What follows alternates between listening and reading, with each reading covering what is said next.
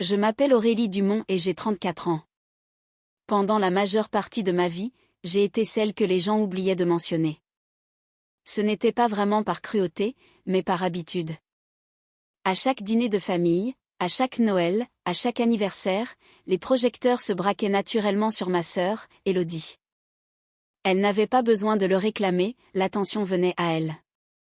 C'était l'enfant prodige, celle dont ma mère parlait comme d'une bande-annonce glorieuse qui ne finissait jamais, déléguée de classe parfaite au lycée, mention très bien au bac.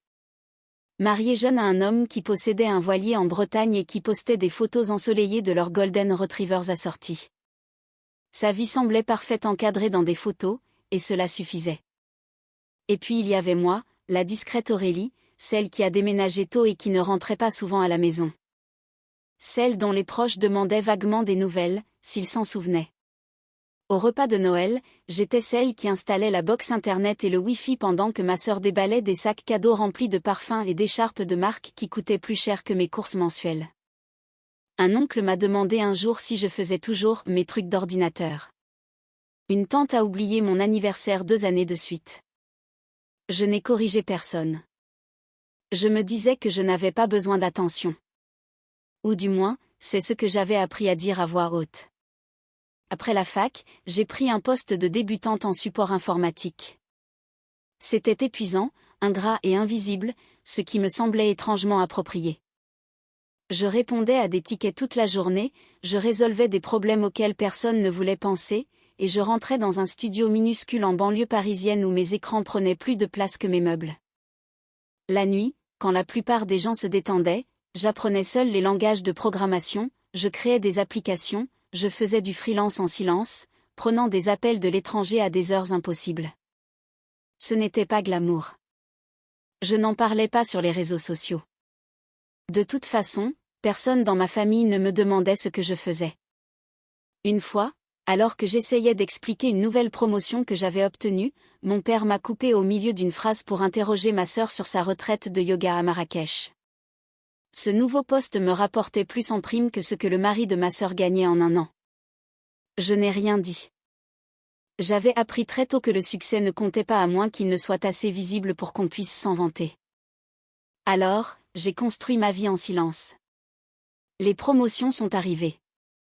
Les chasseurs de tête ont suivi. Je suis passée du support à l'architecture système, puis à la gestion de produits, et enfin à la tête d'une division dans une grande firme de cybersécurité. J'ai déménagé seule dans le centre de Paris et j'ai loué un magnifique appartement terrasse dans un immeuble haussmannien que je n'ai mentionné à personne. Je voyageais à Singapour pour le travail, à Londres pour des conférences. J'ai acheté une voiture comptant et j'ai laissé ma famille croire que je vivais toujours dans un studio exigu du 20e arrondissement. Ils s'en fichaient, alors je n'ai pas pris la peine de les corriger. Puis ma grand-mère a eu 80 ans. Impossible d'y échapper. J'ai pris un vol tôt le matin, je ne me suis pas annoncée, je me suis juste présentée au domaine loué pour l'occasion, vêtue d'une robe noire et de talons que je réserve habituellement au conseil d'administration.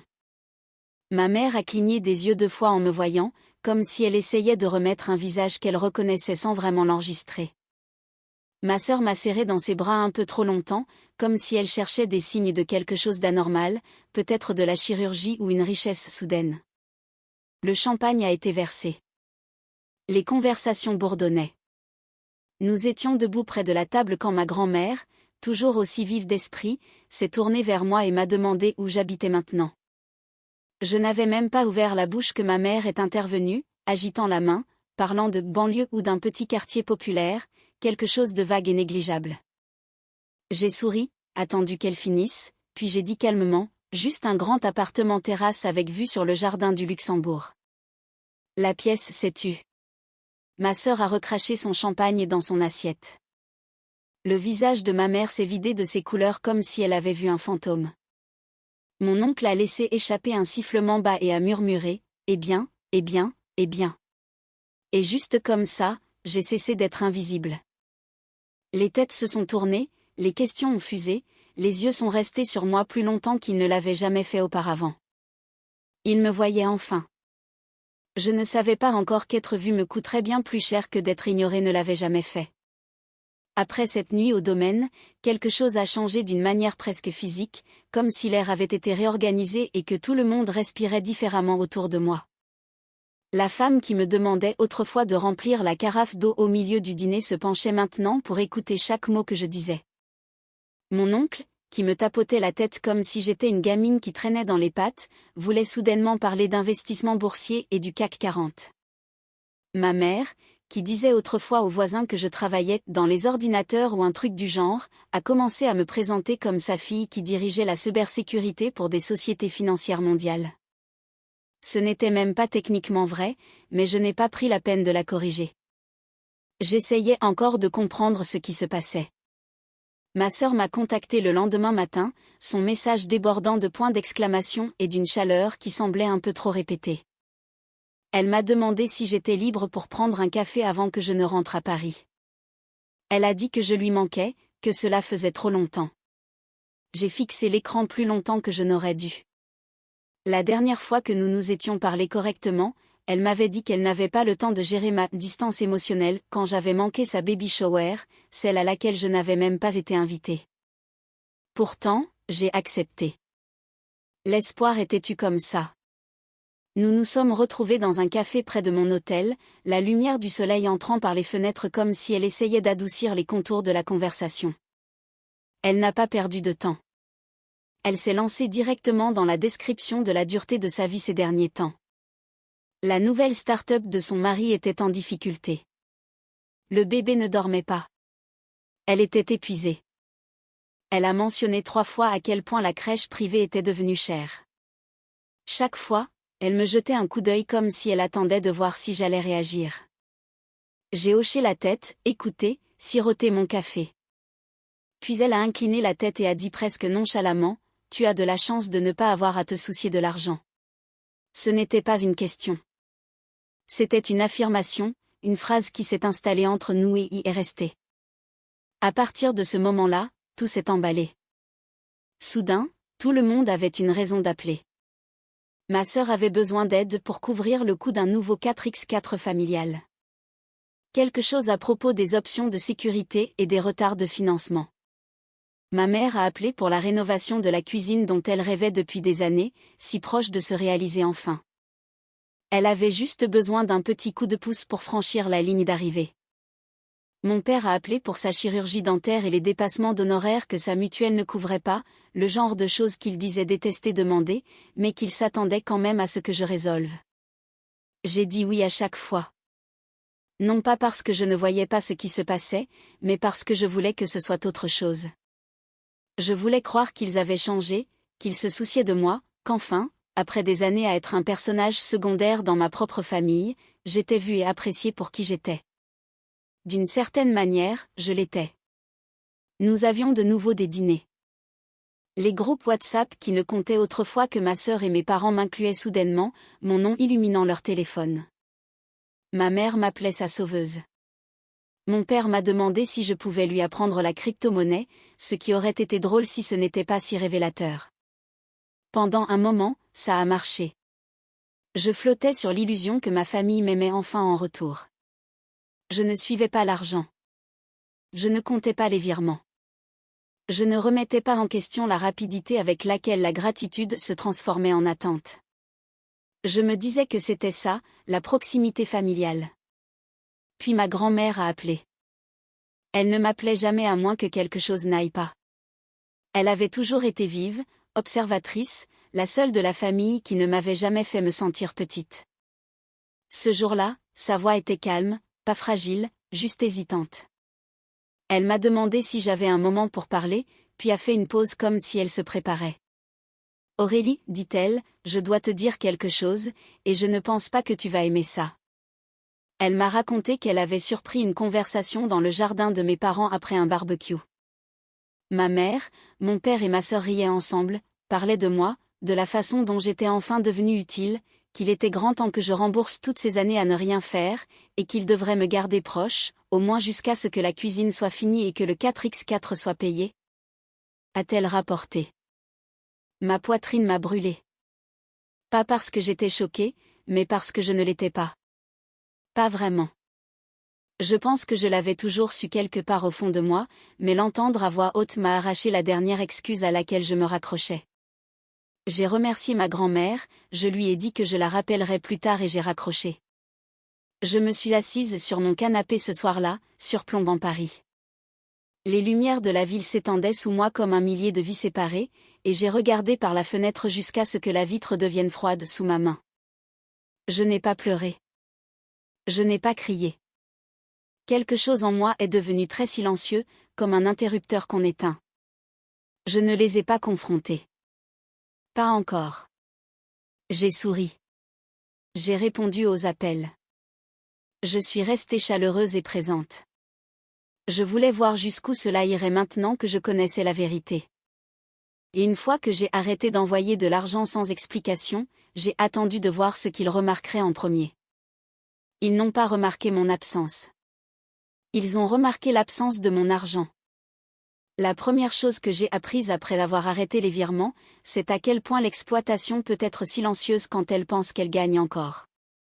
Personne n'a appelé pour demander si j'allais bien. Personne n'a vérifié si le travail était devenu trop écrasant ou si Paris m'épuisait. Le ton est resté le même, chaleureux, familier, une mise en scène. Ma sœur envoyait toujours des photos du bébé. Ma mère transférait toujours des échantillons de placards. Mon père appelait toujours pour prendre des nouvelles. La seule chose qui manquait, c'était les virements. Et j'ai observé attentivement pour voir combien de temps il faudrait avant que cette absence ne devienne inconfortable. Ça n'a pas pris longtemps. Ma sœur a arrêté de parler de sa journée et a commencé à parler de ses dépenses. Pas en demandant, juste en racontant. La crèche avait encore augmenté ses tarifs. La mensualité du 4x4 était brutale ce mois-ci. La start-up de son mari avait juste besoin d'un petit coup de pouce pour passer le cap. Chaque phrase restait en suspens, inachevée, comme si elle s'attendait à ce que je la complète. Ma mère faisait la même chose à sa manière. Elle ne demandait plus jamais directement d'argent. Elle envoyait des photos de plans de travail, d'échantillons de sol, le genre de photos sur papier glacé destinées à susciter l'envie, puis enchaînait avec quelque chose comme « C'est fou comme les matériaux sont chers maintenant ». Non. Ou « On veut le faire tant qu'on est encore en assez bonne santé pour en profiter ». Mon père était plus subtil. Il parlait d'amis qui prenaient leur retraite tôt, qui voyageaient sans se soucier des frais médicaux, puis riait et disait « ça doit être agréable ». Avant, j'aurais comblé le vide. J'aurais offert de l'aide avant même que quelqu'un n'ait à demander. Cette fois, je ne l'ai pas fait. J'ai gardé tout le reste identique. Même disponibilité, même ton, même intérêt poli. Je n'ai juste pas envoyé d'argent. Je voulais savoir s'il regrettait ma présence ou ce que je fournissais. La réponse est venue doucement sous la forme d'une irritation déguisée en confusion. Ma sœur a commencé à mettre plus de temps à répondre. Les messages de ma mère sont devenus plus courts, moins affectueux. Les appels de mon père sont devenus rares, puis ont cessé complètement. Puis Noël a approché. Soudain, tout le monde voulait de nouveau être ensemble. Ma mère a insisté pour que je vienne tôt cette année, disant que cela faisait trop longtemps que nous n'avions pas tous été réunis correctement. Ma sœur a dit que le bébé avait besoin de voir sa tante plus souvent. Mon père a dit que ça ne semblerait pas normal sans moi. J'ai réservé le billet, pas parce que je les croyais, mais parce que je voulais clore ce chapitre proprement, sans me demander ce qui se serait passé si j'étais restée à l'écart. Quand je suis arrivée, tout était parfait en surface. La maison sentait la cannelle et le sapin. La musique jouait doucement. Ma mère m'a serré dans ses bras plus longtemps que d'habitude. Ma sœur me touchait le bras quand elle parlait, comme pour prouver notre proximité. Mon père m'a versé un verre et m'a posé des questions sur Paris, sur ma vue, sur mon travail. Ses yeux brillaient d'une curiosité qui semblait un peu trop stratégique. Ils jouaient la comédie, tous, et pour la première fois, je pouvais voir la performance clairement. Le dîner était bruyant et joyeux. Les cadeaux ont été échangés. Les miens étaient extravagants comme toujours, et j'ai remarqué que personne n'hésitait plus à les prendre. Avant, cela me dérangeait. Cette fois, non. Après le dessert, ma mère a suggéré de prendre le café dans le salon. Tout le monde a migré là-bas, s'installant aux places habituelles. Ma sœur a allongé ses jambes. Mon père a desserré son col. On aurait dit la fin d'une longue pièce de théâtre. Le moment où les acteurs se détendent parce que le public applaudit encore. C'est là que j'ai parlé. J'ai demandé à ma sœur si elle se souvenait du barbecue quelques mois plus tôt, celui chez nos parents. J'ai demandé si elle se souvenait d'être restée dans le jardin avec maman et papa après que tout le monde soit rentré. Elle s'est figée. Pas de façon dramatique, juste assez. Ma mère a prononcé mon nom sur ce ton d'avertissement qu'elle a toujours utilisé quand elle pense pouvoir encore contrôler le récit. Mon père a fixé droit devant lui, soudain fasciné par la télévision. Je leur ai dit que je savais ce qu'ils avaient dit. Je n'ai pas répété les mots. Je n'en avais pas besoin. Leur visage me disait tout. Ma mère a commencé à parler immédiatement, expliquant, faisant marche arrière, disant des choses sur les blagues sorties de leur contexte, sur le stress, sur les familles qui disent des choses qu'elles ne pensent pas. Je l'ai laissé parler jusqu'à ce que la pièce semble plus petite, plus lourde. Puis je leur ai dit que je comprenais exactement ce qu'avait été notre relation, que je n'étais plus en colère, juste que c'était fini. J'ai dit que je ne voulais plus être la solution à leurs problèmes ni la source de financement de leurs projets. Ma sœur a essayé de m'interrompre. Je ne l'ai pas arrêtée. Je me suis levée, j'ai mis mon manteau et j'ai dit que je partais. Je leur ai dit de ne pas m'appeler pour arranger les choses, de ne pas s'excuser, de ne pas expliquer. J'ai dit que ma décision était déjà prise. En ouvrant la porte, ma mère a dit mon nom à nouveau, plus doucement cette fois, presque en suppliant. Je ne me suis pas retournée. Dehors, l'air était froid et piquant. Ma grand-mère était déjà là, debout sur le perron comme si elle m'attendait. Elle n'a pas posé de questions. Elle n'a pas dit qu'elle était fière. Elle a juste hoché la tête une fois et est montée dans la voiture avec moi. Nous sommes partis en silence et pour la première fois depuis cette nuit à son anniversaire, je n'avais pas l'impression de me préparer à la prochaine déception. Je pensais que c'était la fin. J'avais tort. Je m'attendais à de la colère après cette nuit-là. Des accusations, des messages vocaux en larmes, quelque chose de bruyant et dramatique qui confirmerait que j'avais bien fait de partir. Au lieu de cela, je n'ai rien eu. Pas d'appel, pas de texto, pas d'email faisant semblant de prendre des nouvelles. Juste le silence, propre et complet, comme si j'avais été effacée du groupe familial sans que personne ne prenne la peine de l'annoncer. Au début, le calme m'a mise mal à l'aise. Je continuais à vérifier mon téléphone par habitude, m'attendant à moitié à un message qui me ramènerait dans le vieux schéma. Rien n'est venu. Les jours ont passé, puis les semaines. Ma grand-mère restait en contact, bien sûr. Elle m'appelait tous les quelques jours, ne me demandant jamais de reconsidérer ma décision, ne me poussant jamais à m'expliquer à nouveau. Elle parlait de la météo, de la plage près de chez elle, du livre qu'elle lisait. Elle laissait le silence être ce qu'il était. Je suis retournée à Paris et je me suis jetée dans le travail. La ville m'a aidée. Elle se fiche de vos drames familiaux. Les réunions commençaient toujours à l'heure. Les échéances existaient toujours. Les problèmes devaient toujours être résolus. Pour la première fois depuis longtemps, ma concentration n'était pas partagée entre ma propre vie et la gestion des attentes de tous les autres. Je n'avais pas réalisé combien d'espace mental ils occupaient jusqu'à ce qu'ils soient soudainement libérés. 2 semaines plus tard, quelque chose d'étrange s'est produit. J'ai reçu un appel d'un recruteur que je ne reconnaissais pas. Sa voix était énergique, un peu trop polie. Il a dit qu'il avait un client qui cherchait quelqu'un pour diriger une nouvelle division de cybersécurité. Il a dit que mon nom était apparu via un réseau professionnel. Il a mentionné un cabinet de conseil dont je n'avais jamais entendu parler et m'a désigné nonchalamment comme « partenaire silencieuse ». Je lui ai dit qu'il faisait erreur et j'ai raccroché, mais l'appel m'est resté en tête. 1 heure plus tard, la curiosité s'est transformée en malaise. J'ai commencé à fouiller. Il n'a pas fallu longtemps pour trouver. Un profil professionnel avait été créé utilisant mon nom complet, ma photo et mon historique professionnel, gonflé avec des titres exagérés et de fausses recommandations. Cela semblait juste assez convaincant pour passer au premier coup d'œil. Le profil était lié à un nouveau cabinet de conseil avec un site web élégant et la promesse de mettre à profit une direction d'élite en cybersécurité pour les entreprises familiales. Mon nom était listé comme associé. J'ai senti mon estomac se nouer. J'ai appelé le numéro sur le site. Mon père a répondu. Je n'ai même pas dit bonjour. Je lui ai demandé ce qu'il pensait faire. Il a bégayé, les mots trébuchant les uns sur les autres, disant que ce n'était pas ce que ça semblait être, qu'il essayait juste d'aider à construire quelque chose pour la famille, qu'il pensait que tirer parti de notre succès collectif profiterait à tout le monde. J'ai raccroché avant qu'il ne puisse finir. 10 minutes plus tard, ma sœur a appelé.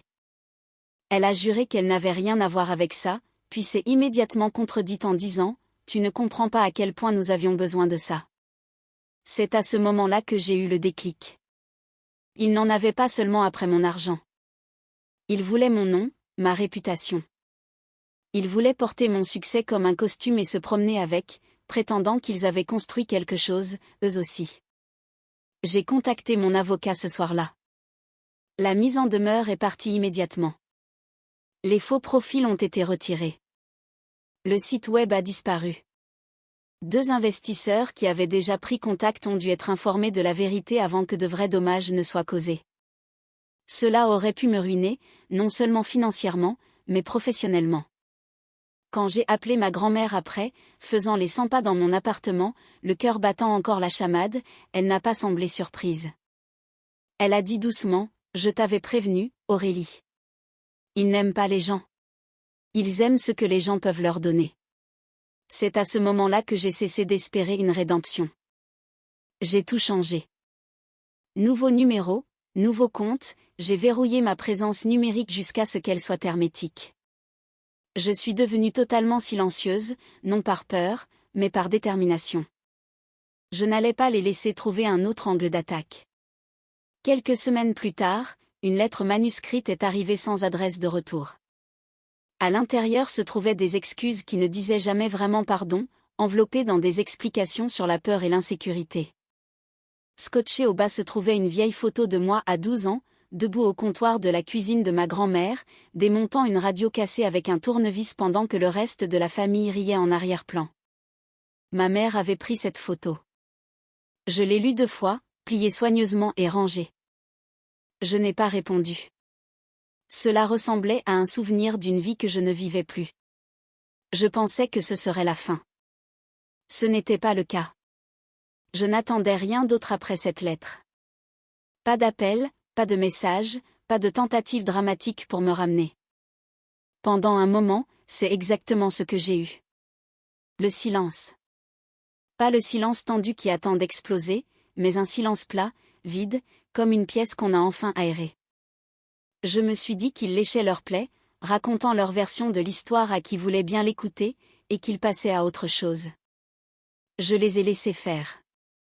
J'ai vendu l'appartement quelques mois plus tard, pas parce que je ne pouvais pas me le permettre, mais parce que je ne voulais pas que ma vie tourne autour de quelque chose qui était devenu le symbole de tout ce qu'ils avaient essayé de me prendre. J'ai acheté une vieille maison de ville à rénover, un ancien atelier. Les murs sont tombés, les sols ont été refaits, chaque décision était la mienne. J'ai construit quelque chose de solide, pas pour impressionner qui que ce soit, pas pour prouver quoi que ce soit, mais parce que je voulais vivre à l'intérieur de quelque chose qui semblait mériter, pas emprunter ou observer. Le travail est resté stable. J'ai continué à diriger mon équipe, à construire des systèmes que la plupart des gens ne verront jamais, mais sur lesquels ils comptent chaque jour. J'ai commencé à encadrer des jeunes femmes dans la tech discrètement, en tête-à-tête. Pas de conférences, pas de presse, juste des cafés et des conversations honnêtes sur la façon de négocier les salaires, comment quitter des emplois qui ne vous valorisent pas, comment arrêter de confondre visibilité et valeur. Quelque part en chemin, j'ai arrêté de vérifier mes emails à minuit. J'ai commencé à prendre mes week-ends. Je suis allée voir un psy. J'ai appris à cuisiner plus d'un repas décent. J'ai adopté un chien de refuge avec une seule oreille et un mauvais caractère et je l'ai nommé Fantôme, parce que c'est ce que j'étais devenue pour ma famille. Ma grand-mère me rendait souvent visite. Elle ne me demandait jamais si je prévoyais de revenir ou de me réconcilier. Un après-midi, assise sur la terrasse pendant que Fantôme aboyait après des pigeons, je lui ai finalement demandé si elle était déçue que j'ai coupé les ponts. Elle n'a pas hésité. Elle a dit, tu leur as donné plus de chance qu'ils ne le méritaient. Ce n'est pas un échec. C'est de la grâce. Pour la première fois, je l'ai cru. Environ un an a passé. Puis j'ai reçu un message vocal d'un numéro que je ne reconnaissais pas. C'était ma cousine Magali. Nous ne nous étions pas parlé depuis des années. Elle semblait nerveuse, prudente, comme si elle n'était pas sûre d'avoir le droit d'appeler. Elle a dit qu'elle ne voulait rien. Pas d'argent, pas de faveur. Elle pensait juste que je devrais savoir que les choses là-bas étaient différentes. D'après elle, mon père avait fermé son idée de faux cabinet de conseil il y a des mois. Ma mère avait commencé à faire du bénévolat dans un refuge local. Ma sœur avait discrètement repris des études. Une licence de psychologie par correspondance. Pas d'annonce, pas de photos, juste du changement. Magali a dit que mon nom revenait encore parfois. Que ma mère pleurait occasionnellement, pas en public, pas pour culpabiliser qui que ce soit, mais en privé. Que ma grand-mère ne les laissait jamais réécrire l'histoire. Elle disait la vérité aux gens. La version que j'avais vécue, pas celle dont ils voulaient qu'on se souvienne. Je n'ai pas rappelé. Je n'ai pas repris contact. Certains changements ne sont pas des invitations. Ce sont juste la preuve que la croissance est possible, même si elle arrive trop tard pour sauver la relation qui a été perdue. Un soir, en nettoyant une vieille boîte, j'ai retrouvé cette photo. Moi à 12 ans, concentré sur une radio cassée pendant que le reste de la famille riait derrière moi. Je l'ai regardée longtemps. Cette fille n'était pas invisible. Elle n'était pas brisée. Elle était juste occupée à construire quelque chose pendant que tout le monde regardait ailleurs. Je n'ai pas brûlé la photo. Je ne l'ai pas encadrée non plus. Je l'ai remise là où elle était. Pas comme une encre, mais comme une preuve. Cela fait plus d'1 an maintenant. Pas de contact, pas de surprise, pas de chaos. Le silence qui m'effrayait autrefois ressemble maintenant à de l'espace, à de la place pour respirer. Ma vie est pleine d'une manière qu'elle n'a jamais été quand je courais après l'approbation. Je ne dis plus oui par peur. Je choisis ce qui me mérite. Ils m'ont beaucoup appris, même s'ils n'en avaient jamais eu l'intention. Ils m'ont appris ce qui se passe quand l'amour est conditionnel. Quand le succès est vu comme quelque chose à extraire au lieu d'être célébré.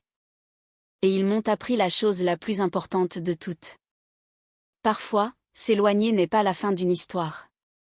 C'est le moment où elle devient enfin la vôtre.